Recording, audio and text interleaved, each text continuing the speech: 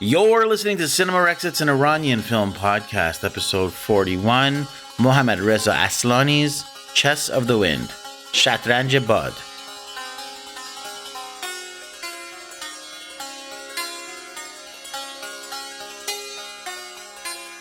Greetings, Farhan. Hi. Doing this in the same room again? Yep. Second time doing this, right? Yeah, we're for sure picking up each other's mics. I can already hear you so clearly. That's okay.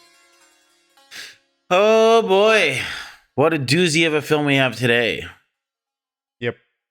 No guests, so do you want to just dive right into it? I mean, no, you don't want to tell me what's new in your life? Oh yeah, we could Have tell you each had a other what's third new kid? in life. I mean, I got this glass of water. Nice. How's it taste? Pretty good. It's weird being in the same room together. You know, it's worth mentioning that since our last recording of the episode, two directors we admire greatly have been arrested by the Islamic regime. The directors, My Favorite Cake. Oh, I didn't know that. I missed that. You missed that. Our own podcast put it up on, on our as a news thread. Maya Moghadam and Betosh Sanahia were sentenced to, I think, 15 months in prison. Oh, jeez. Yeah, as a result of making... Were they taken in or not yet? I don't know. I know the sentencing was for sure passed down and it was all over social media. So once again, on behalf of Cinema Rex, a big middle finger to the Islamic regime for censoring art and artists and imprisoning them for making beautiful work, because Iran is led by a theocratic dictatorship. Yeah. Anything else new? I mean, not aside from that. I mean, I've been busy with my friend's wedding, but... Well, that's good. That's why I've been like mostly off the computer lately. And your friend had the wedding, or it's just a bachelor party? That was a bachelor party and then like wedding prep and stuff. And the wedding itself was in a couple weeks. Ruzbe sent me the other day, he sent me like a bunch of like political stuff and like stuff going on in the world. And I was like, I can't look at these today. He's like, why? I was like, I'm taking the day off. Like, what? There's no days off. I was like, I need it. I need one day off away from social media, away from everything. I need one day to not look at things. I can give you an update on other stuff in Iranian news too. I'm just looking up right now. Sure. Jafar Panahi is a new film out that's going to be playing at Cannes, right. Which I think is so ironic because it has very similar title as the feature that who pointed that out to you, Kaveh? What's that? Who pointed that out to you, that the titles are similar? You. I didn't even realize. His film is called A Simple Accident, and ours is called A Simple Solution, which is just wonderful. Chef's kiss on that, because people are clearly going to think that we're trying to make a adaptation of, or like a sequel to unauthorized sequel. Yeah. I can't hear you as well because of this, because I can usually hear you directly through the thing. Just take your headphones off. I'm not wearing mine. Oh yeah, you're right. But then I need to. No, I like hearing myself though. Why? Because then I can tell what levels. Just speak at a consistent level. Just take off the headphones and speak at a consistent level. Because sometimes something you'll do is you'll be like, hello and welcome to the Cinema Rex podcast. And today we have, and then I have to go in and like adjust all the levels. Well, you're right, Farhan. You know what? I should work on that a little bit better, and I will start by making sure I'm monotone throughout. But I also think worth mentioning is there's this like theatrical play, CSAD, that's been touring all across North America. It was in Toronto for 2 days. And so... It is? It was about a month ago. There was a whole thing about how at the LA performance, Behruz Vosuri appeared in the audience and went and like congratulated the actors and stuff. So there's a whole reel on that on the Persian Mag Instagram. Whoa, that's dope. Big deal. Vosuri making public appearances again in the name of art. And with that being said, Duru Bar Shoma Dustan Aziz, this is the Cinema Rex podcast where we talk all things Iranian film, cinema, television, writing, acting, chess, gothic noir stuff, Edgar Allan Poe stories. Backgammon, chess, castles, wind. I'm Kaveh Mohebi. And I'm Farhan Moradi. And today we're doing Mohammad Reza Aslani's Chess of the Wind. Or Shatranj Bad. The first film we've done by him. I don't think we've done something else. No. And it's his first feature. So diving right into it, it's his 1976. I mean, I'd call it a masterpiece. Yeah, for sure. After the matriarch of a wealthy aristocratic family dies, her paraplegic daughter struggles to maintain control of the estate. As greedy relatives and servants maneuver for power and inheritance, tensions rise and secrets unravel within the decaying mansion. The film unfolds like a slow burn chamber mystery exploiting themes of class, gender, and oppression, all set against a lush, haunting visual style. It has a Rotten Tomato score of 100% and an audience score of 91%. So I ask you, Faran June, what do you think of Shatranj Bud? What do you think I liked it or I didn't like it? Well, you said yes to Masterpiece. I would think you'd like it. I did like it. I liked it quite a bit. Yeah, it's like it's definitely a slow burn. Yeah. But like there's scenes, for example, where someone's hands are being washed. And like when their hands are being washed in a lot of movies, it would be like you get like a second or two of it and then you cut away. But no, in this movie, it's like the water gets brought up to him and then we cut to an insert of his hands and we're on his hands for the entirety of his hand washing. Yeah. And then she stops and then he leaves. Or it like cuts to the next scene.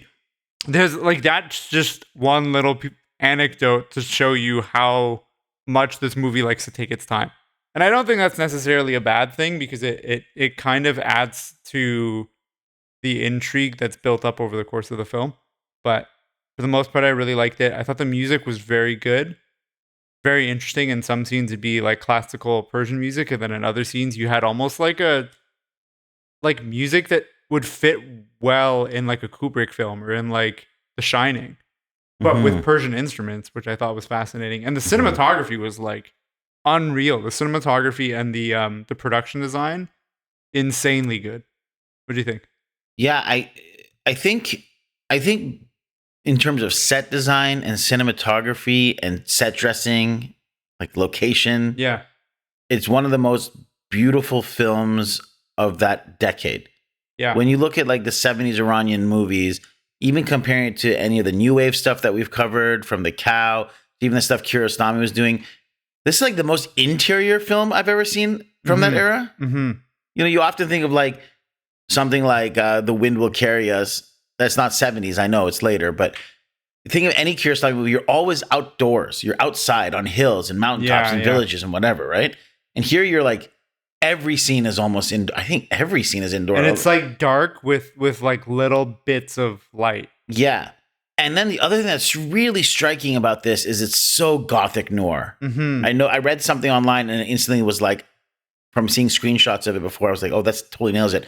Some critic had referred this to as like Edgar Allan Poe. Oh, I could see that. And I was like, oh, that is 100% what this is. Like, this is complete gothic noir, like castles, decaying castles, beautiful furniture. Everything's lit with candles, and it's a big empty. I mean, it's not empty. There's a lot of people moving in and out of the house, but you know, but it's relative like, to the size, it's like more pretty than empty. What's that? Relative to the size, it's pretty empty. Like it's a massive place. It's for like 3 people living there. Yeah, it's like it's a huge house, and the wardrobe and the like big staircases. I was just like, this is so Vincent Price era, Edgar Allan Poe, that kind of era of filmmaking and storytelling, and I think this is worth mentioning off the top. I was going to put this more in behind the scenes in trivia, but it's worth mentioning that this film was destroyed by the Islamic government. Well, was it? I think it was also censored by the Shah too, because what I was reading said that it only had one screening. It only had one screening, and it was made in '76. Yeah, and then it was never showed. I think it was censored from public display, but then after the revolution, they like took it and destroyed it. Yeah. They made a concerted effort to try to destroy every single piece of tape that existed, every copy. And very famously now, the story that this is the reason I hadn't seen this film until yesterday. It was one of the things that's most notable about this that I'd known and made me excited to see this film is that it had been by happenstance rediscovered in an antique shop. Yeah. In like an old film canister that was supposed to, like, I think the antique store owner was just selling the canister as like a novelty. Like, I think you have some reels up on your walls and stuff. And then when someone discovered the film that was on it, they returned it. They got in touch with the director. And well, his grandchildren first, I think. It was the grandchildren. I think they got in touch with his grandchildren and then they got it to the family. Yeah. And then this was painstakingly restored. Yeah. From like almost unwatchable VHS quality, like almost like the version we'd seen in the initial version of The Stranger in the Fog. Yeah. By Martin Scorsese's World Film Foundation. It's called the Restored by Film Foundation World Cinema Project and Fondazione Cineteca di Bologna at l'Image Retrouvée in collaboration with Mohammad Reza Aslani. So essentially like an Italian restoration company along with a French restoration company and Scorsese's Film Foundation World Cinema all kind of collaborated to bring this back to life. And it's so beautifully. Have you seen what happens when you get like your hands on really old film? It deteriorates, right? They literally it chips apart, it breaks apart. Like if you try to run it through a projector, it starts to like break apart. Yeah, so you almost have to like save each like almost image. The way it gets scanned is instead of running it through like a projector system where it's like it gets spooled throughout, like in like S shapes and like through the machine and all this stuff. Yeah, you basically take like 2 spools and you run it over like a flat projector. So the first time through, you actually run it and you clean it. And the second time through, it basically runs from, I'm like trying to describe this for an audio podcast. You have like one wheel to your left, one wheel to your right, and in the middle, there's like a flatbed projector, and it kind of runs along that to get scanned. So this is like a very rudimentary way of explaining it for an audio podcast. If you see it in person, it looks a little different. But does it turn? Because I feel like that would be when it would chip and break. When you're like, it would still spool, but it spools at like such a gradual angle that it doesn't affect it. I see. Yeah. And this was just in 2015. So it was rescreened by the BFI in 2020 for the first time since 1976. And then it played at Cannes. Yeah. Well, I don't know if it played at Cannes almost not as a festival submission, but as almost like a special sort of select. Because which is wild because that's basically like the first wide release of this film. You know what I mean? There was like a couple screenings in 1976, 1977 in Iran, but then beyond that, no one's really seen it. It played at the Tehran International Film Festival in 76. Right. But yeah, essentially, and I remember seeing the posts about it. I wasn't the co-host of an Iranian film podcast at the time, but I remember like in 2016, 2017, essentially the promo for this was, there's a new Iranian movie out that was shot in 70s. That was wild. It was just like rediscovered, like very few people had seen this one before.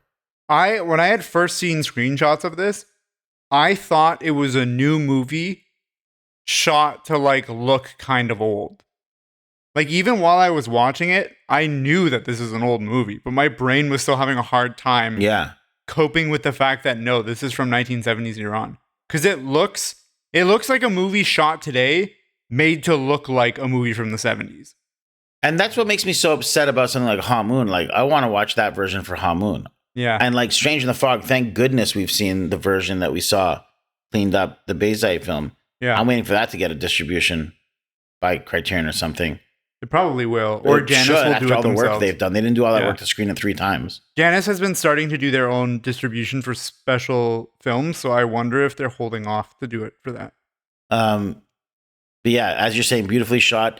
It says here, the 4K restoration was completed using the original 35mm camera and sound negatives.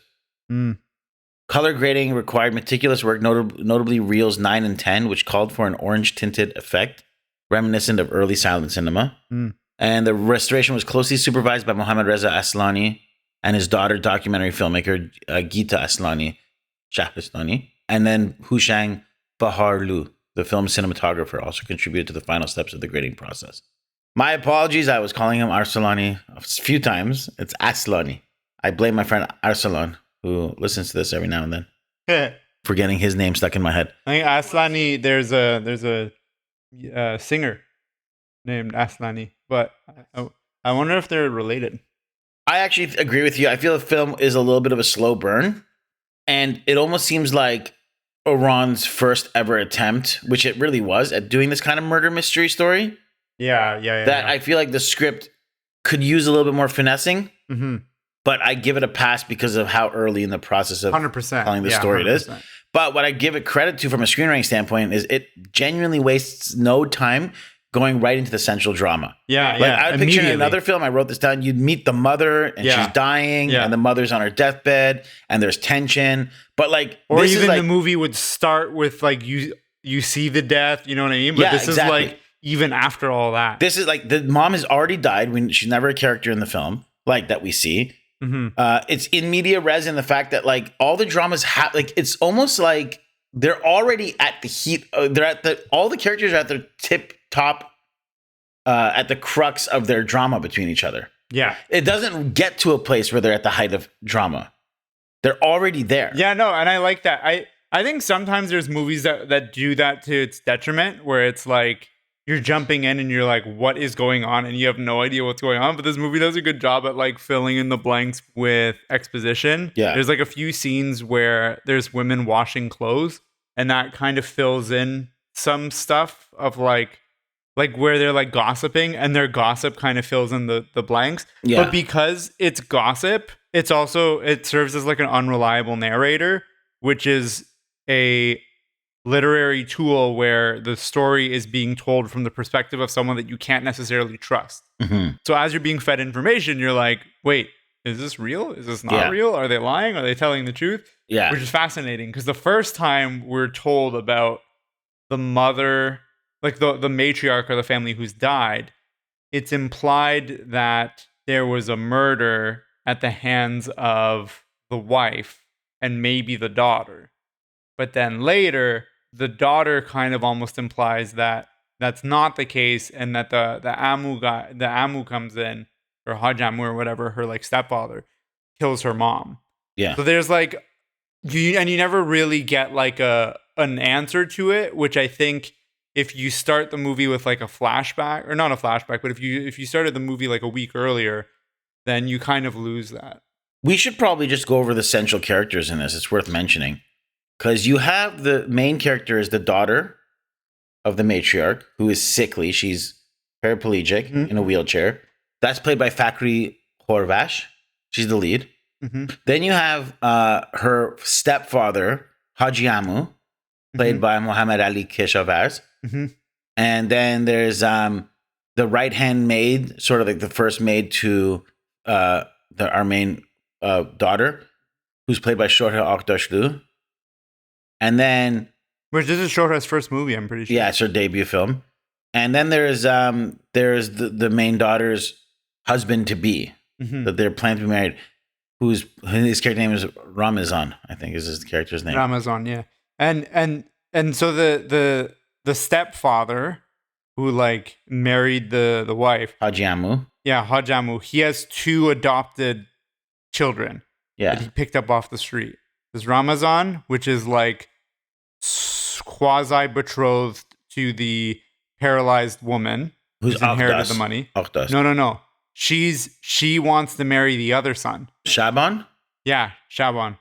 Okay. She wants to marry Shaban, and then the paralyzed woman wants to marry Ramazan. Oh, I'm saying Akdas is the name. Akdas. Oh, Agdas. Yeah. Agdas is the paraplegic. She wants to marry Ramazan, and then Shohreh Aghdashlu's character, the maid, wants to marry Shaban. Yeah. These are like, I am not familiar with like any of these Persian names. Agdas, I know because it's my grandmother's name, but like there's so many of these names are like really old.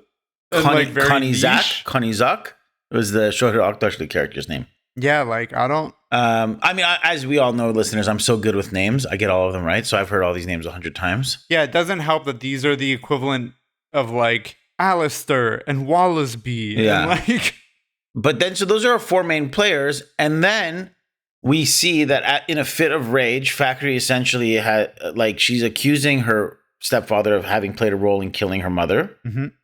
And in a fit of rage, in a moment when he's praying, she like takes this like weird tool, a flail, but it's got the like, is it a flail with the ball at the end too? That's what a flail is. So flail is like it's almost like a mace. Yeah, but smaller. But it's smaller.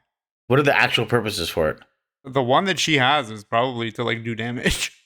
It's a weapon. I mean, but I think flails were originally invented to control like slaves. Or to like discipline slaves or animals. Oh, okay. But there's like advanced versions of flails that have also been used in battle and duels. And stuff. Right. So she takes the flail. She kills the uncle Haji Amu. Strikes him in the back. Strikes him in the head after he's been drugged. Yeah, and Kanizak, the Shohreh Akdashlu character, helps. The maid, and as well as I guess Shaban helps Yeah. Two people help carry the body away. Yeah. And so the rest of it ends up becoming this weird, like, paranoid.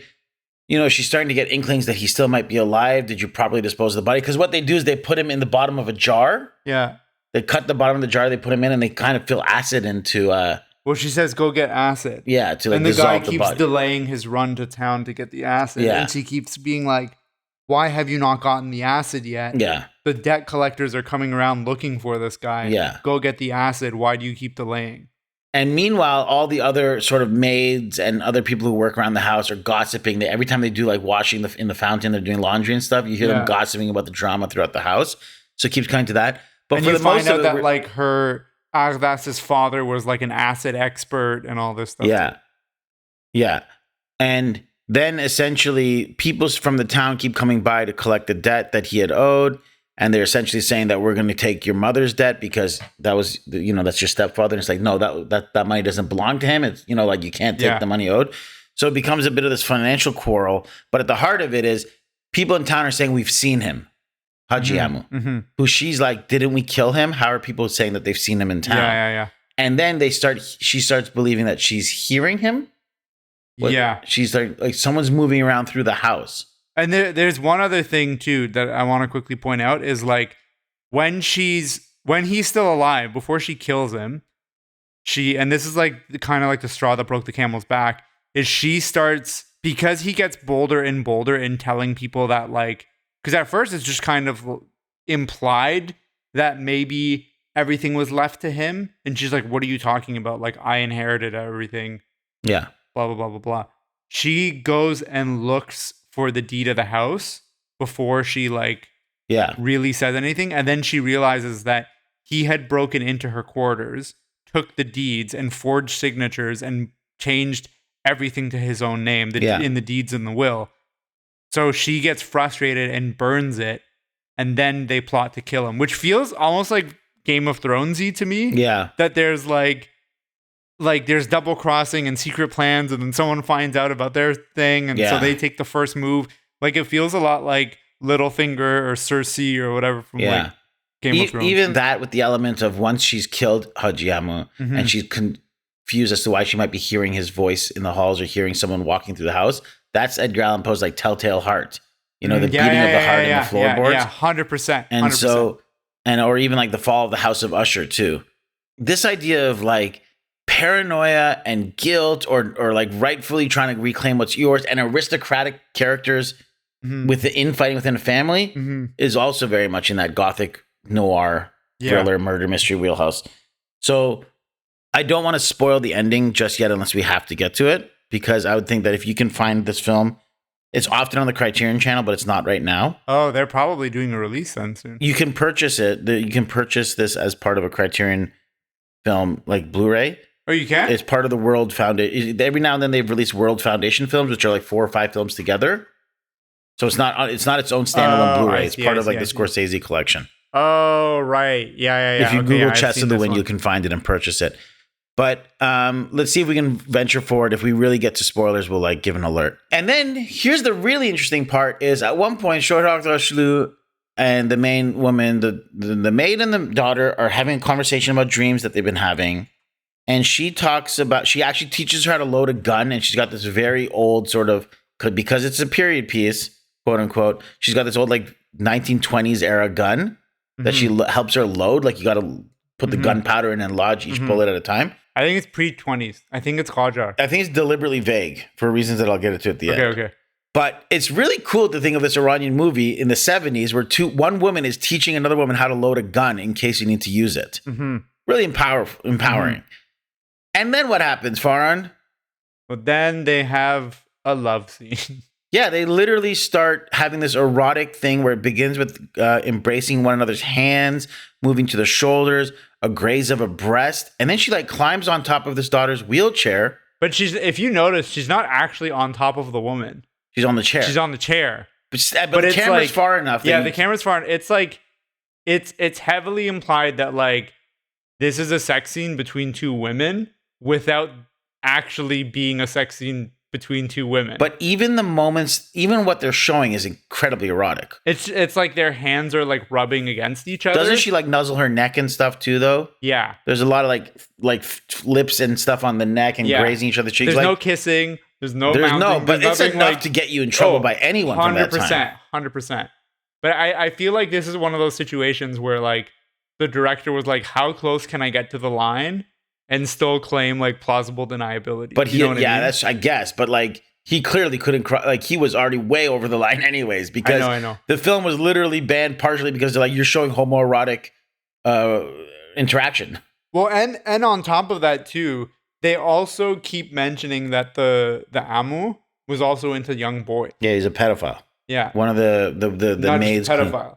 Huh? A queer pedophile. Like, yeah. They're like, and that's like kind of the reason why he keeps around the one adoptive son, and like why he adopted Shaban. Because he was attracted to Shaban and keeps him around. And his brother messes with. He's like, yeah, I see how he looks at you. Yeah. Okay, I didn't catch that. And I feel like that's also partially why it's revealed that like Shaban does not like his adoptive dad. Like this guy's his abuser. You know? Yeah.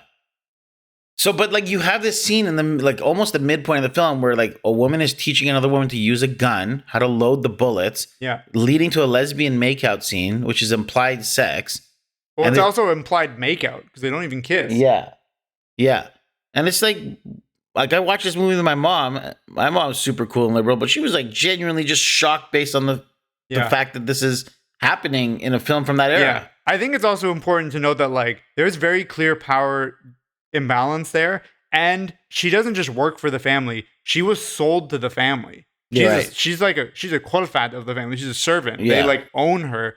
The maid's father owed a debt to Aglas's father, and to pay the debt he gave Aglas's father the maid to own. She is like essentially being assaulted, she's being raped by Aglas, right? And we learn that Shaban had been raped by Hajamu. So you at the center of the story is you have these two rapists who are vying for power, squabbling over inheritance money of this other woman who was probably murdered. But did you see Agdas's thing as like, I mean, obviously you could have a very contemporary look of it. It's like there's a power imbalance, and maybe show her the maid should be taking it up with HR or whatever. But I didn't know if it was like I couldn't tell if it was like rape, as you say, what Agdas is doing. I mean, you're talking about the two women.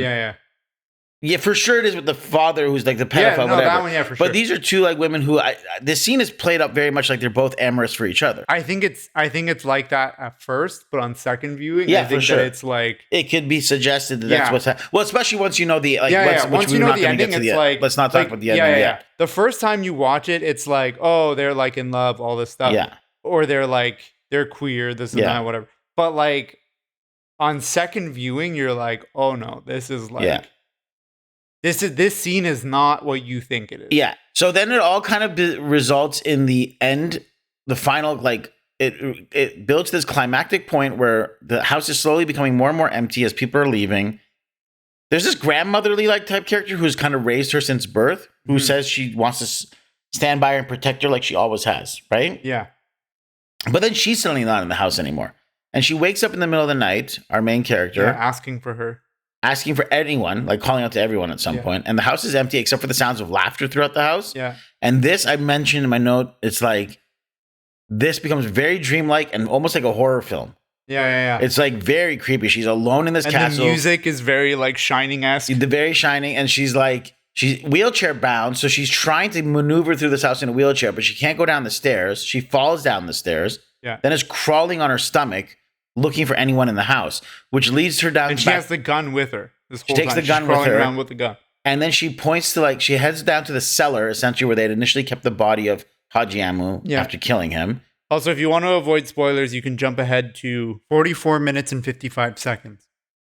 Where we reveal at this point that Haji Amu's still alive. Mm-hmm. And he's in this like sauna type room that looks like a bath. It's like like a bath. It's a bath, but it's like lit so dark and red, and he's almost like it just seems. It's like a bath house kind of thing in the basement. That's just their bath, I'm pretty sure, for like these rich castle people. Right. And the maid is there. Shohrah is there. Yeah. And wearing like for the time, for like 1905 or whatever, a very promiscuous dress. Yeah. And Hajiyamu comes out laughing. Yeah. But before we can get any sort of sense of motivation, he's shot. Yeah. Killed by our main Akdas. She is so shocked with the revelation that he's still alive, she collapses of a heart attack. And that he's basically having like an intimate shower with the maid. That like the shock of all of that. Implying that he had been that the maid had been working with Hajiyamu to be like, you stay hidden, make her think she's dead. We'll drive her insane with paranoia. Yeah. And we'll take over. But in that moment, because now Agnes is shot and killed officially now, her stepfather, and has had a heart attack and collapsed herself in that same moment, Agnes suddenly first looks terrified because the woman that she supposedly has had this romantic entanglement with has died. But then she begins laughing and calling throughout the house for Shaban. Shaban, yeah. And when she calls for Shaban, she's not just saying Shaban, she's saying Shabun, which is more like cutesy, right? Yeah. So like that's your first indication of like, oh. Yeah. And Shaban, just to remind you guys, was the other son that was adopted by the stepfather. Yeah, the one who was abused. Yeah, not the one who was going to marry her. Yeah. Also, there's one other reference to the fact that her and Shaban are working together earlier on in the film. Did you catch it? No. It was when the doctor is checking on her the last time she's alive, and she's like passing out. She's like super paranoid and she's passing out. Yeah. And Shaban's in the room with her, and then the maid checks her pulse and then looks at Shaban and is like, no, she's still alive. That's the first indication that you're like, wait, why does she seem like disappointed that she's like, did I misread that? What's going on here? So then at the end, when she starts saying Shabun, you're like, yo, I get it. So basically, the Shohar Akdashli character, Kanizak, the maid, and Shaban, the younger of the two adopted sons, are in love. Yeah. They're really the ones together. And they'd sort of orchestrated this master plan of convincing the uncle to let him be faking his death, to drive the daughter instead so that they can slowly supplant everyone. But then you find out that Shaban did not love the maid when the maid is like, now we can get married and run away together and whatever. And he's like, ha, you fool. I would never run away with you. Yeah. You're going to be my maid and I'm going to find a new wife. Yeah. Blah, blah, blah, and all this stuff. So there's a twist there. Yeah. Then what happens? And Ramazan shows up. Yes. Who is the man that Shaban Agnes is betrothed, who's the older brother of the two. And he's so shocked at the revelation as what happens. The two of them start fighting to the death. Yeah. They both die from that? Does Ramazan die? Or does he just run away? I actually don't remember. I thought they both died. I'm not sure. He kills the brother for sure. Because there's no one left to take over the house. Yeah, there's nobody left. No, he just leaves. But has he not inherited the whole house then if he's alive? No, I think he's like, screw this, I'm out. Yeah, he just leaves. The camera literally just cranes up and he leaves. But it's her that's leaving the house at the end. At the very end, she leaves, and then she leaves the house to this little boy who had, I think, is also implied that he was being abused by. Oh, interesting. Yeah, I didn't think about that. By the stepfather. She goes. He enters the house at the end. He like goes and he gets the doctor to like come and like, because I guess he like runs out to get whatever help he can from like an adult. And when he shows up, Shohreh kicks out the doctor, or the maid kicks out the doctor, and the maid also leaves. And as she's leaving, she tells the little boy like, "You're inheriting everything. Yeah. Make sure it's the wealth is distributed to all the workers." And then she leaves, and the camera reveals what? Well, the camera reveals that it's essentially modern day. Yeah. The first few buildings it shows are like older. Like it's an older part of Tehran. It's older, but then you see like way more modern buildings, apartment buildings, and then you see cranes. Yeah. And the buildings are like decaying. Sorry? The buildings are like decaying. Yeah. But it's not like, it's almost like the twist of The Village. Yeah. Where it's like, oh, you thought this. That's why I was saying it's vague intentionally about which dynasty it is, Qajar or not. Because when the camera pans up, did you catch this? Yeah. It's like deliberately twisting you that's like, this is not set in the 19th. No, I don't think that's the case. I think that the last scene in the movie just breaks the fourth wall. I don't think the home is a capsule in modern Tehran. I think that the ending is just breaking the fourth wall to make a point. So that is possibility. That is breaking the fourth wall. And the Azan is playing in that last moment too. The call to prayer. Yeah. Well, okay, see, that's the thing. Let's do deeper analysis right now, diving right into it, because I want to talk to you about this. Okay. I think we're saying the same thing of that it could be breaking the fourth wall, but it's a deliberate choice to show that this is. I'm not saying that this was a one household family that lived in this like weird sort of place, like they were stuck in their ways. But it's almost like the magical realism too of it being like, this is now, this is the past, this is the present, this is ongoing. Like I think that's a very interesting thing to show that. See, here's what I'm confused about, because I found this a weirdly prophetic film. Like you've restarted the sentence 5 times. I know, but I'm working it out right now in my head. Keep all this. It's good. Wait, can I, while you're working that out, can I tell you my reading of it? Yeah. To me, this is what I wrote down. I wrote, this movie is all about how the rich squabble and scheme, but in the end, the people must inevitably inherit power. The Azan, as the film pans out over the city, as the buildings become more and more modern and run down, I think leads to the notion that this is commentary on the state of Iran in the 1970s. Yeah. That the rich are squabbling over who should and should not inherit power. Yeah. And in the end, it's the people who deserve it most. And I think at the time, playing the Azan and bookending the movie with the Quran was meant to be like, this is the way to salvation, blah, blah, blah, blah, blah, all the stuff.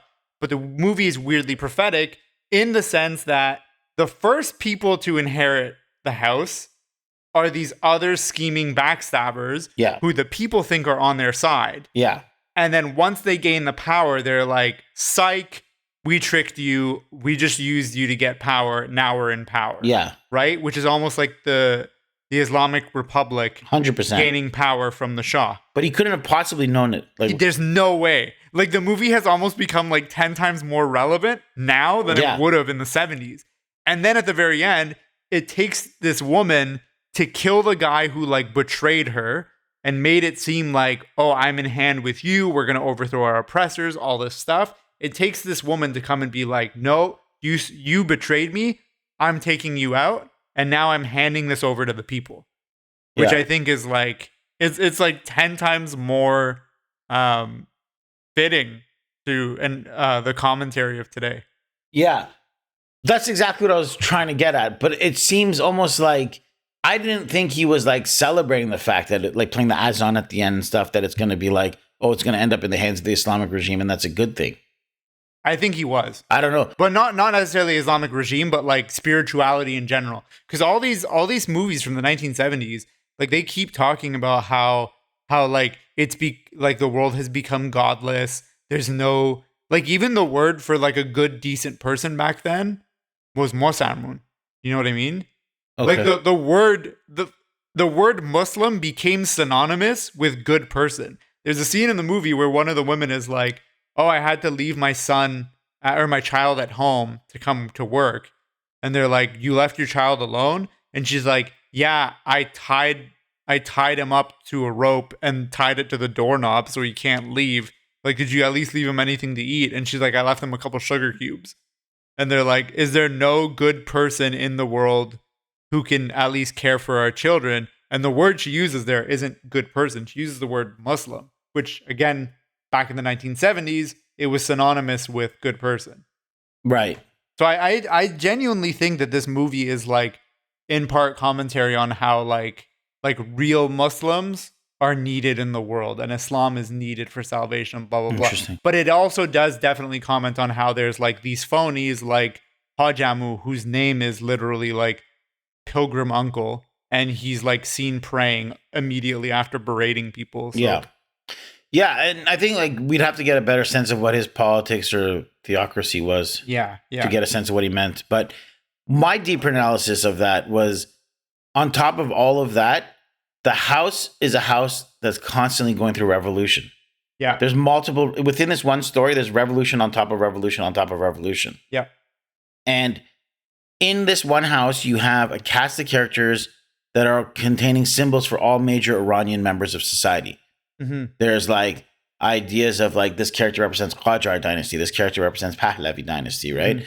You have wealthy aristocrats and the struggling community of the poverty. Like there's the maids and the servants and narcissistic religious figure. Mhm. Like every type of person is within this house serving some sort of service. Yeah. And it all comes crumbling in this house that's like a beautiful palace. It's like a beautiful castle. But it's like, if you look at it, it's all kind of crumbling. It's decaying. The house is empty. It's really lavish and beautiful. By the way, one thing I wanted to add that I thought was so beautiful was these like fish bowls that were hanging on lanterns. Yeah. I was like, what an interesting, like, it's like if you picture like a lantern that's hanging from the ceiling by chains, but instead of light, it results in a glass bowl in which you see little goldfish swimming around. Yeah. Hanging from the ceilings. Really cool. But so it's like, if the house is Iran, this castle is Iran, and whose ownership is taking place? I feel like the Aghlas's family, or Aghlas's like father, Is Qajar? I think to me, it's like they're Qajar. To Yeah. the point where there's like a painting of her father, which is like painted like a Qajar king. Exactly. And then they take it down. Yeah, I think, to me at least, Aghlas is a representation of Pahlavi. Interesting. I don't think this is the intention. I think the intention is that Aghlas's whole family is supposed to be Qajar, and that Hajamu is supposed to be Pahlavi. But Okay. I think it's more fitting now with a contemporary lens to see it more as Aghlas's parents were Qajar, Aghlas is Pahlavi, Hajamu is like the clergy, him and his like his kids are the clergy. Yeah. And then Shohreh is almost like the revolutionary people who got screwed over, who are now trying to like. Well, because if you notice, she leaves the house. She doesn't get shit. Yeah. She doesn't get to take over. She's like that. She to me represents the generation of women from the 1970s and 80s. Yeah.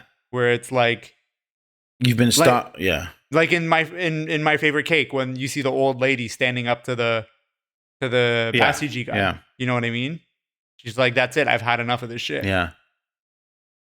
I don't know. What's your take? Do you think that works? Do you think? Yeah, I think it works. I think it's. I just find it so interesting how right he ended up being in a time that it was impossible to be that prophetic. So it's like it's hard to disperse between intention and what happened, because it almost seems like, for a lot of reasons, this film seems like it was made in the 2020s. I know. It's strange. It's really hard to assess and analyze because you nailed it. But you couldn't have possibly known. I know. This to me is also like a really good example of how once the artist puts their work into the world, the art no longer belongs to the artist. It belongs to the people. And it belongs to the world. Because you can reinterpret this today in a way that you couldn't have interpreted this in the 70s. And it's 10 times more fitting. The film has a strangely magical quality to it. Even the fact that it disappeared for 30 years to come out in a time that has more meaning now. It's almost like the film, you could like say, is cursed in the sense that like these people in charge saw the film and were like, this is going to be deemed to come true. We must get rid of it and destroy every copy. It's a prophecy. Like we're literally saying it's prophetic, but it was like a prophecy of things to come. The literal film could be seen as a curse to those people currently in charge. And they wanted to get rid of it. And it would have held no meaning. I mean, it would have held some meaning, of course, in the mid 70s.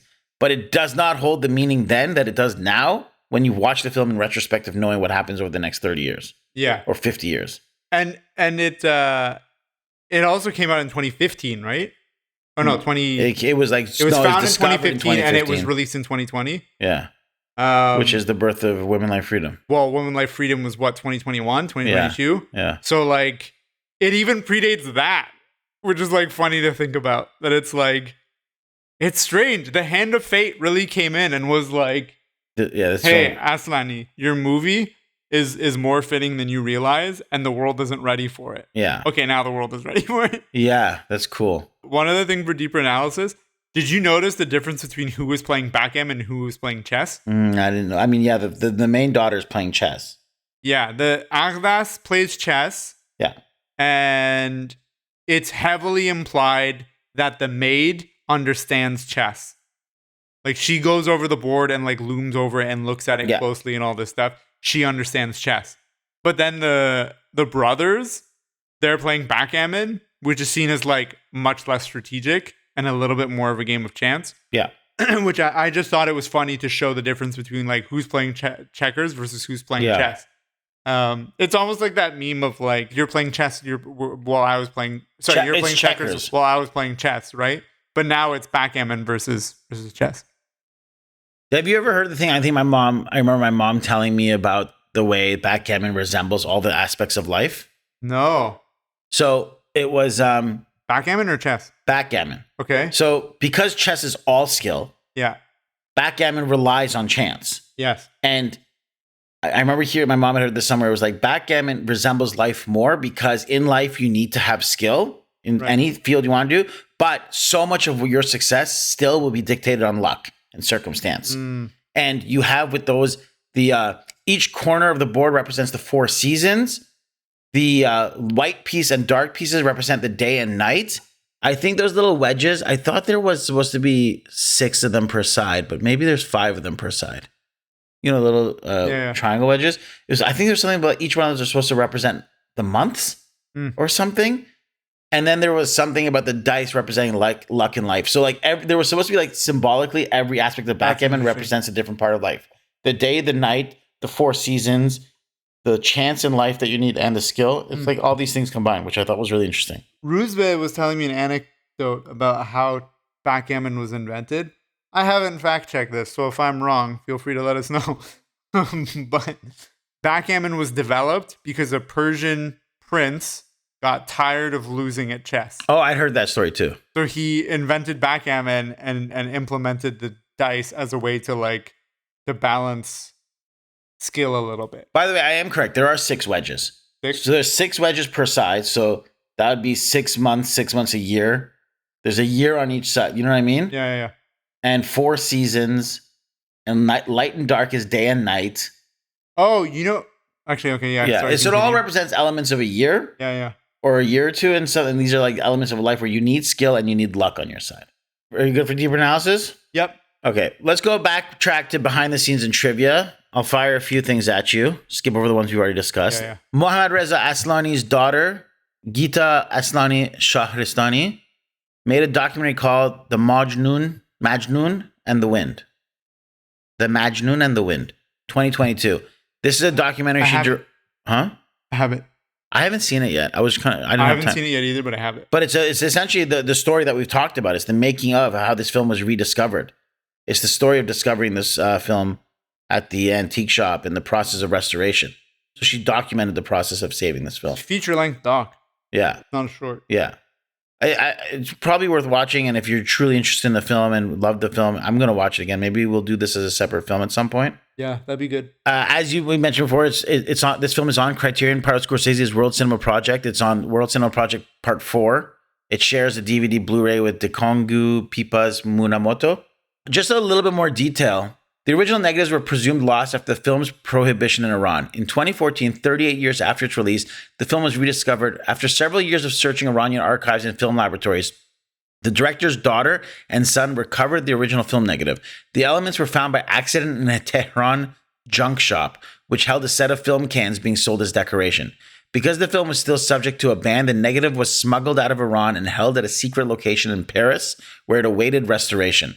Over the next 6 years, the film was restored in collaboration with its original director and cinematographer. Funding was provided by Western Film Foundations. Reception was positive after the restored and regraded film was screened in 2020. Robin Baker, head curator of the BFI National Archive, said it will impact the world film canon. Quote, Baker praised its ambition, finding it shocking and unique in relation to film as well as Iranian culture. This is Mohammad Reza Aslani's first feature film and Shohreh Akhtarshdou's film debut. And last one I have for trivia is Aslani cited Dutch painter Johan Vermeer as an inspiration for all the daytime scenes, and French Baroque painter Georges de Latour as inspiration for the nighttime scenes. And if you'll notice, I looked at some of his paintings. Yeah, same. They're so dark. Like I thought, like the dark scenes are really, really dark. Yeah, almost to the point where like you can't quite find out what's happening. Yeah, unless your room is pitch black or whatever. Yeah, I was like grateful for my TV watching this movie because I was like, I could really appreciate the detail in the darks. Yeah. But I like if you're watching this on like your phone or your laptop or a cheap TV, like I don't think it's gonna. I was watching in my mom's TV room and we had a light facing the screen. that was constantly shining into the screen, which was making it really annoying to why I kept wanting to like block out the screen because I could see the light. But why don't you just turn off the light? The lights were off. I was watching daytime. It was 1 in the afternoon. Oh, like light from like the sun. Yeah. Georges de Latour's use of central light sources in his paintings, as well as his willingness to have portions of the painting either over or underexposed, intrigued Aslani. Aslani also referenced Barry Lyndon's approach to light, but stressed that he and Kubrick are different directors with different attitudes. Chess of the Wind includes film tinting reminiscent of some silent films. He definitely had, like, some of his camera movements are very Kubrick. Yeah. Do you know the thing about Barry Lyndon's lighting? No. It was entirely lit by candlelight. Whoa, that's crazy. That's what I've heard. If some guy knows that I'm wrong, you can yell at Farhan later. But that's what I've been told, and I'm not a DP or director to make that assessment. I've heard similar things about, like, The Godfather's under exposure, I guess. But then, like, later found out that the anecdotes have been exaggerated a bit. Yeah, it's beautiful. Okay.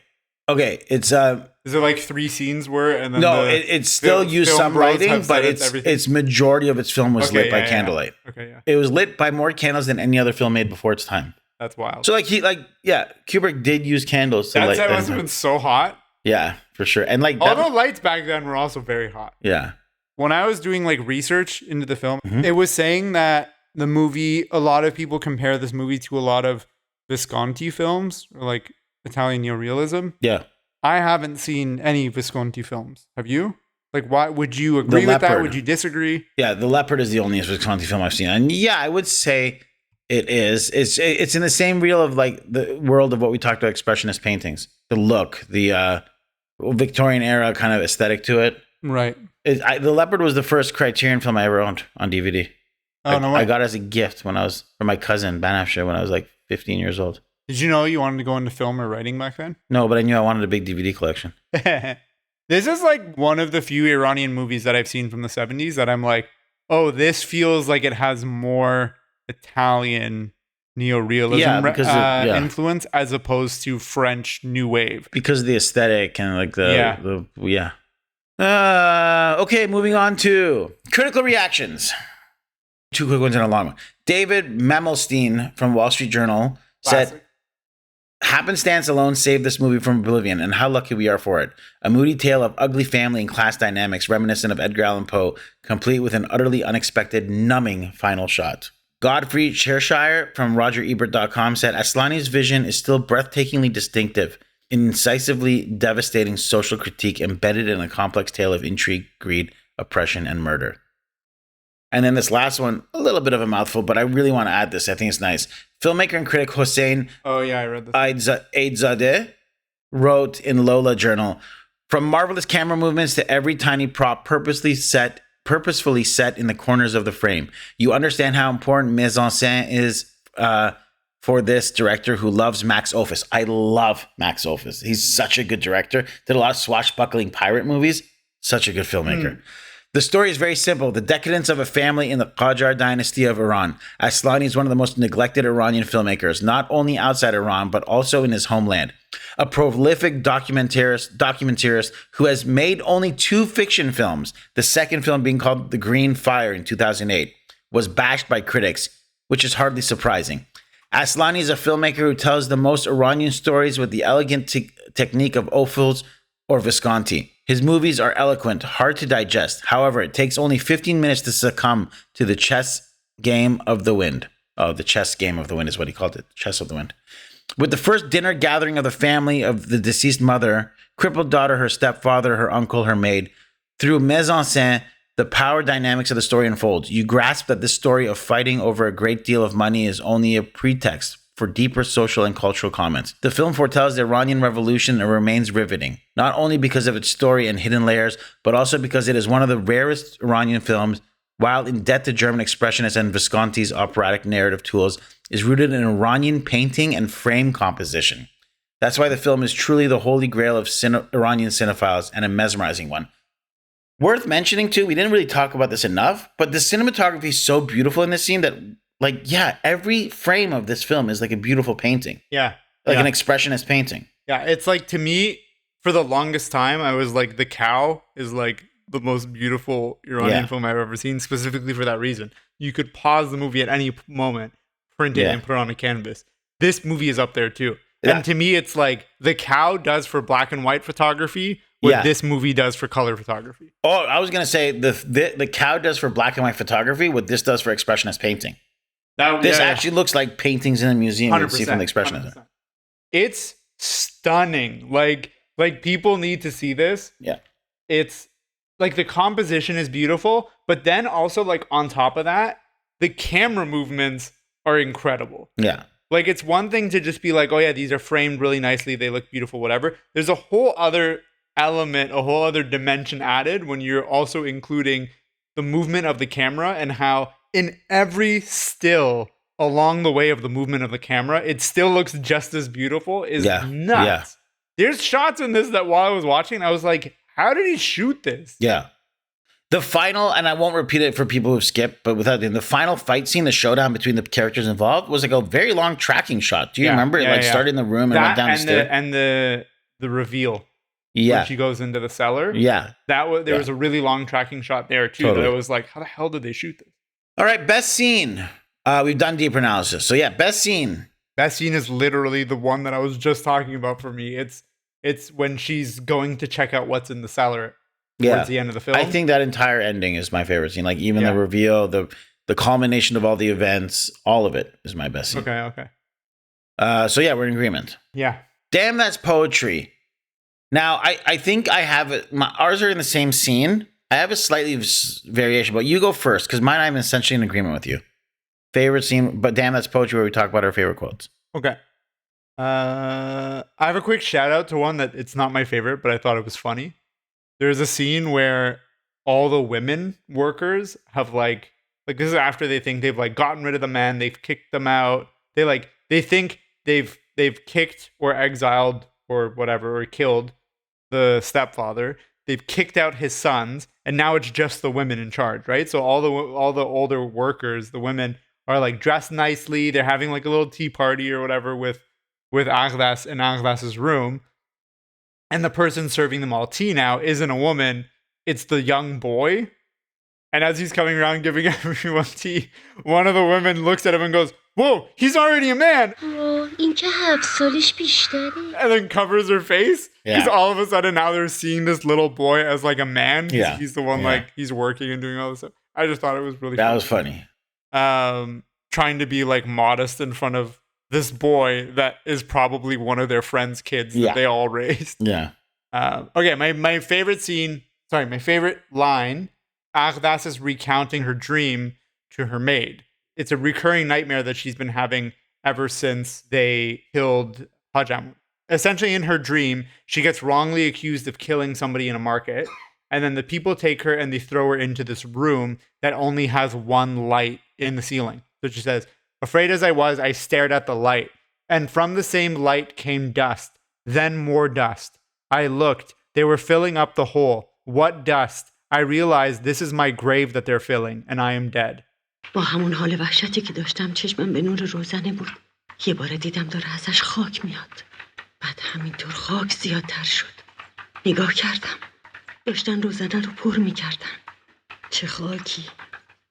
حالیم شد که این قبرمه دارن پر میکنن. I think I have to spoil it. So to avoid spoilers, jump ahead to 59 minutes and 36 seconds. The reason that I thought that this was such a good line is because that light that she's staring at, that she's being drawn to, is her maid. She's like, I have no one to trust here. And she just said in this very scene, who is there to trust? And then she's trusting the maid, right? The maid is that source of light for her, that she's staring to the light.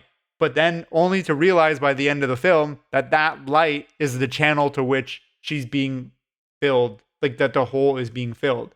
That source, that maid, is where she's being buried from. So that's interesting because I thought it might have had deeper like sociological implications. Like she's playing the role of women. You know, this might be a little bit too on the nose, but she's describing the dream she had where like she's also being accused of killing someone. Mm. Do you remember that? Yeah. And I'm being carried away and I'm trying to explain to them that I didn't do the shooting. Yeah. And I just wondered if that had some commentary about the role of women at the time. Maybe. But okay, yeah, cool. That whole area was like one of my favorite scenes. I wanted to add, like, my favorite quote was Shohei Akbashu's maid, the maid character, shows up and sees that the chessboard has been moved around. Someone's been playing with the chessboard, fiddling on pieces. And the king has been knocked over. Yeah. And so she looks at the king and she says to her, who killed him? Meaning, like, who, like, played around with the chess? And in that moment, they stop and look at each other because it's like they've both been complicit in the killing of Haji Amu. But she's referring to the chessboard. But the greater implication is, like, who is the one rolling? Because at this point, she's getting paranoid too. So I just liked that she's referring to the chessboard, but it's obviously, like, talking about the greater metaphor of what's going on within the house. That's my favorite quote. Who killed him? Solid. Favorite performance? Who you got? Fakri Korvash. Was The main daughter. Aklas? Yeah, Akdas. Yeah, she's really good. I also gave it to Shohre because she plays one character throughout the film, but then you get a bit of something else that I'm like, that's really good. Like, it was like, up until that point, I would have agreed with you. Yeah. But when that happens, I'm like, yo. You know, Shohre is worth mentioning too. I almost not recognizable, like, at first. It took me a while to realize it was her. And the main tip-off was her voice. She still had a bit of that deeper kind of voice. She has a deeper voice. It's just not as, like, smoky and raspy. Yeah. But it's still, like, deeper than what a young girl should have. Yeah. But, like, she's almost unidentifiable. Yeah. So, 76. I don't know. She looks so different. But her eyes are the same, though. Yeah. Huh? Her eyes are the same. Yeah, the eyes. So, yeah, okay, great job there. Festival of Cons. I have 2. I just kind of feel like the script, it's weird because, like, you're saying this very slow burn of washing hands and stuff. And even then, it was only like an hour, 38 minutes long. Yeah. So I feel like the script needs to be a bit tighter, or, like, is there, like, I don't know. I don't really have too many nitpicks, really. Well, if this same movie was told today with the same story, it would be a short, realistically. Like a 20 minute. It would be The Last King. Yes. I had the same thought. I had that thought when I was watching the film. At one point, this Last King is a short film I co-directed and wrote. It's based off a Stephen King thing. But I had a final scene where, like, they remove this painting of their father and replace it with the painting of flowers. And there's a scene when they take off this painting, and I was like, "Oh my god, has this been, like, through some metaphorical osmosis gotten into my brain?" Because I've never seen this film before. Imagine they, like, put up flowers after. I thought they were going to replace the painting with something else. Yeah, and that would have been like, I would have had chills. Because it's like this weird, like, unified brain thing where it's like, how did I have this thought in my head? I was thinking about The Last King while I was watching it. I did a few times too. I was like, if The Last King was made with the sensibilities or the like style or the tone or the pacing of a 1970s like artistic film, it would be this. If I had seen this film, I would constantly be referencing it. Right. The more I thought about it, I would have and loved to have Tara Grammy's character in a wheelchair. No, you know what you should have done is had Shohre play the woman who raised the woman in the wheelchair. Wait, you said you have a few festival cons. You have anything else? My cons they're kind of both linked together, and it involves a spoiler. So jump ahead to 1 hour, 5 minutes, and 9 seconds to avoid spoilers. Yeah, so at first my con was when Agdas finds her stepfather in the bath and he's like laughing at her. At first I was like, this feels weird. Why is he laughing at her? And like the heart attack was like kind of clunky and whatever. But then I was like, oh, maybe he was drugged. He's like super high and that's why he was laughing. So I could buy that. But then I was like, the maid and Shaban's plot is way more complicated than it needs to be. Yeah. You know what I mean? Yeah, I feel like it was too. They already got her to kill the guy, allegedly. She thinks she's killed Hajamu earlier on in the film. They should have just disposed of his body there and then thrown her under the bus to the police or killed her or poisoned her or something and then told the police like, yeah, she killed Hajamu, whatever. And like shown the bits and pieces of the burnt deed or whatever. And then they could have just had it. They didn't even need to keep Haji Amu alive. That's what I'm saying. Like when she knocked him out, they could have just finished the job. Yeah. Exactly. Poisoned her and then gone to the police and been like, this is what happened. Yeah, that's a good point. I think that was my same problem with it too. It just became like when you start to think about it, like as reveals, like as you're watching it, you're like, yo, this is so cool. Whoa, I didn't see this coming. Whoa, all this stuff. Like it almost feels like The Departed, how in the last like 10 minutes, there's just like twist after twist after twist. But when you stop to think about it, you're like, wait, this is almost like, this is no longer just a 180 twist. This is a full 360. Yeah. Like you're just back to where you started. We didn't need to go on the last like 1 hour. I mean, it's worth mentioning too. Like we haven't talked about how this is also kind of Shakespearean too. Yeah, for sure. In that sense, and also the sudden deaths of all the characters is kind of how a lot of Shakespeare play in. Everyone dies. Everyone just sort of dies in the last act. Yeah. Like just dying of like a heart attack because someone got shot. Yeah. Just very convenient. Brothers fighting each other. Yeah. Fratricide or whatever. Okay, double feature lineup. Ready for mine, Kaveh? I already know what yours is. What? Where are you gonna say Last King? Yes. Go on. The Last King. Kaveh's movie. Kaveh's It's a short though. I thought we don't do shorts. Sorry? I thought we don't do shorts. It's how long is Last King? Isn't it like 20 minutes? Yeah, it's 20 minutes. I feel like it's like long enough that we could pair it. Yeah, I would say The Last King. If I have to do a full length feature, I would do probably Knives Out. Interesting. Okay, I had Knives Out as well as my second. Yeah. It's very like similar. Tonally, they're completely different. Tonally, they're not at all subject the same. matter is the same. Subject matter is the same. If you want like tonal comp, I don't know. I got one for you. Okay, House of Usher. Okay. Edgar Allan Poe, written by Edgar Allan Poe, directed by Roger Corman. It stars Vincent Price. It's a film from 1960.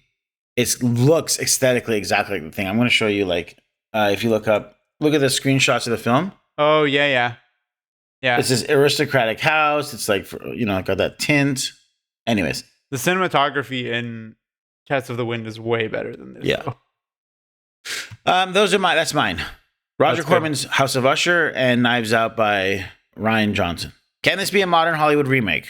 I want to see this redone so bad with like a little more lean into horror. Oh yeah. I think it would be freaking incredible. Who would you get to direct it? To be honest, I might actually ask Ali Abbasi. Oh, interesting. I think the obvious answer is Babak Anvari, but I would be really interested to see Ali Abbasi's take on this or Anna Lily Amirpour. That's interesting. I wouldn't go Iranian if there's going to be a Hollywood remake for it. I'd say there's no need for a Hollywood remake because of the nature of the history of what happened with this film. This is the modern Hollywood remake, the restoration of it. But I think a really fun one would be Tim Burton. Yeah. I don't want if you're going to do an American remake of it, Hollywood remake of it. I mean, my thing is always like with these Hollywood remakes, if you do it, get an Iranian in the diaspora to do it. Mm-hmm. Fair enough. If you have a gun to my head and you're like, pick a white person to do this, or like a non-Iranian, you know who I would pick actually if you were like non-Iranian? Jordan Peele. Oh, that's interesting. Yeah, that's cool. Or Guillermo del Toro would be interesting too. Yeah. Oh man, actually, yeah, Guillermo del Toro would be so. Imagine the scene where the reveal with the cellar, like the tension building on that. Have you seen Guillermo? Crimson Peak? No. Oh my god. Good. Yeah, I mean, I like it a lot. It's one of his lesser films, but like people critically or whatever audiences don't like it as much. But it's just funny that you say Guillermo del Toro without having seen Crimson Peak because it like essentially takes place in a very similar version of the house. Oh, that's cool. Yeah. Okay. Final thoughts and grades. I give it a B. I think the script is a little weak at times. The ultimate twists don't reveal things that make a lot of sense, like you'd highlighted. Mm-hmm. I think the performances are really good. I think all the awards to this film goes to like camera, shots, set design, like all of the visual stuff. I think is beautiful. So really strong for me. Like that stuff would be an A, but I think like the writing is like a little bit like B minusy. So I'd even it out to a B. Interesting. Okay. I'm not too far off. Mine is an A minus. Okay, yeah, that's good. I think that the camera work, like the cinematography in general, everything positive that you just mentioned is enough for it to push the film higher up, considering how much is missing from the story in a lot of ways. I wonder if there's a world where like the movie opens on the death of the mom, but you keep the same running time, so you just compress everything else in the film a little bit more to get slightly tighter pacing, if that might help. But then there's like some of the logic things that we were talking about, where the movie kind of goes 360 as opposed to 180 with its twist. But overall, I really did enjoy it, and it feels very contemporary, weirdly contemporary when it's a movie from 1976. And also for everything that we talked about in Deeper Analysis, which I don't want to repeat because of spoilers, the movie really gets pushed into that A territory for me. I almost gave it like a straight up. My initial thought was A+, just because of like how beautiful it is. But then the more I was watching it, I was like, maybe like a B+. And then in the third act, I was like, no, this is like pretty good. So I bumped it up to like A-, A+. You know what? I'd give it a B+. B+? Yeah. Okay, so that means our Cinema Rex average score for this movie is A-. Chess of the Wind is a singular cinematic achievement, remarkable not only for emerging from 1970s Iran, but for how unmatched it remains even within the global film landscape today. An intricate fusion of Iranian family melodrama, murder mystery, and a gothic noir thriller, Mohammad Reza Aslani's debut feature evokes the psychological dread of Edgar Allan Poe with the societal critique of Asghar Farhadi. Banned by the Islamic regime and presumed lost for decades, the film was only recently recovered by sheer chance, a resurrection from obscurity that now feels almost mythic. Within the opulent and decaying walls of a singular mansion, Aslani constructs a microcosm of Iranian society, from aristocratic elites to impoverished laborers, idealistic intellectuals, and men and women bound by traditional values. These factions coexist uneasily under one roof, their tensions simmering as symbols of a nation in liminal crisis, perhaps during the waning Qajar era or the rise of the Pahlavi dynasty. Visually sumptuous and tonally haunting, the film exudes atmosphere and precision in every frame, yet beyond its formal mastery, Chess of the Wind possesses an almost prophetic resonance, foretelling the cultural fractures and authoritarian anxieties that would come to define modern Iran. Its suppression by the regime seems, in hindsight, inevitable. A work of such beauty and subversion was always destined to be feared. Farhan, thank you very much for inviting me to your house to record this podcast. Thank you, Kaveh. You know how I feel about you. Unfortunately. To all our listeners, thank you for tuning in. Be sure to like and subscribe, all of the things on social media. What are the other ones? Comment, share. Comment, review, share, like. rate. I mean, look, you have your app open. You're listening to the podcast. Just do it. Do something, you know? And to the rest of you, bit umid didar. Bye.